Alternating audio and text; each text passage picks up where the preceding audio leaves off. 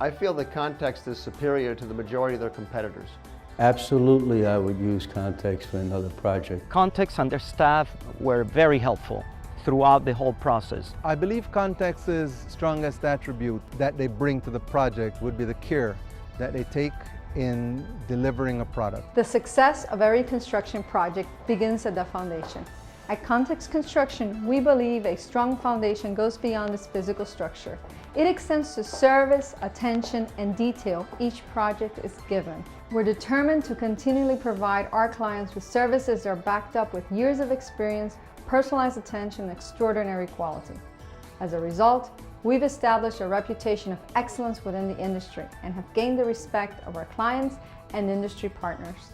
They were really outstanding. Whenever an issue came up that was gray, they made it go away, and to my knowledge, they never asked for a change order. In comparison with other companies, Context, I would put him #1. The quality of the finished product that Context provided on our project, which was the Miami-Dade College North Campus Science Building, was outstanding.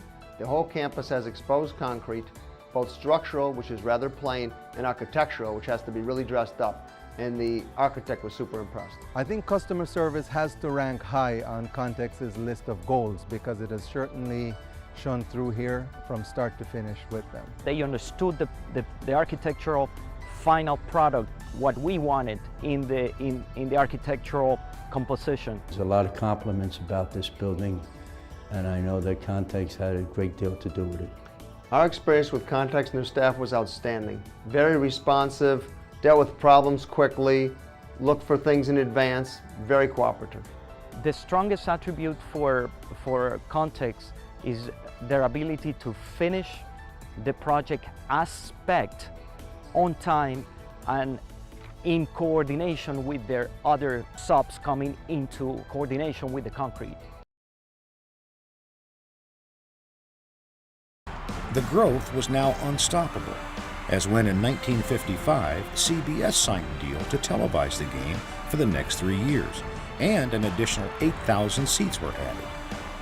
Miami was now a serious football city, and it took its high school games just as seriously. But of course, the famous football games when I was in high school, it's hard for people to imagine today the absolute thrill of having high school games in the Orange Bowl Stadium. I mean, my high school, I went to Miami Edison, and that's the only place we ever played in Miami. We were home game, we were at the Orange Bowl, and of course the Miami High game was legendary on Thanksgiving night. They'd have 40,000 people in the Orange Bowl. And it was kind of divided up between the North and the South. The Edison people were on the North stand and the Miami High people were on the South stand. It was a sold-out game every Thanksgiving morning. Everybody came back from their various universities, ties and coats. They'd gone to church at 8, 9 o'clock, came to the ball game with their girlfriends, and then they went home victorious or sullen, but they all met, both sides, because we all lived pretty close together from Red Road over to 67th Avenue, and they had a great time.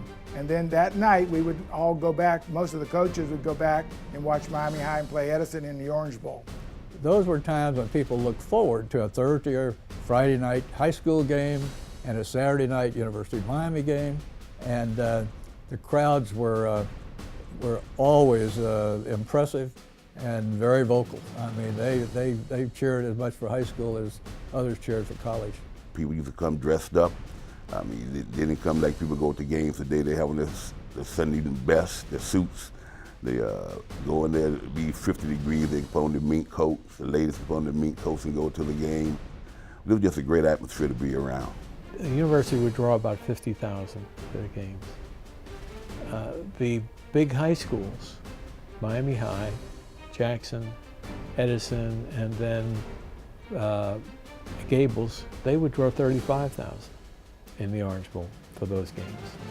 Those large crowds, they couldn't all have been from Coral Gables and Coral Gables High School because we didn't have that many people. So there was a community appeal, and I have a feeling that we like to think, and rightfully so, that Coral Gables High School was a big appeal. But by the same token, the Orange Bowl was a big factor, and I don't think that that's a questionable thing. And there was a special thing about the Orange Bowl to go play in the Orange Bowl. And some people maybe would never go to another football game, but because it was in the Orange Bowl, they would go. And I think that's great.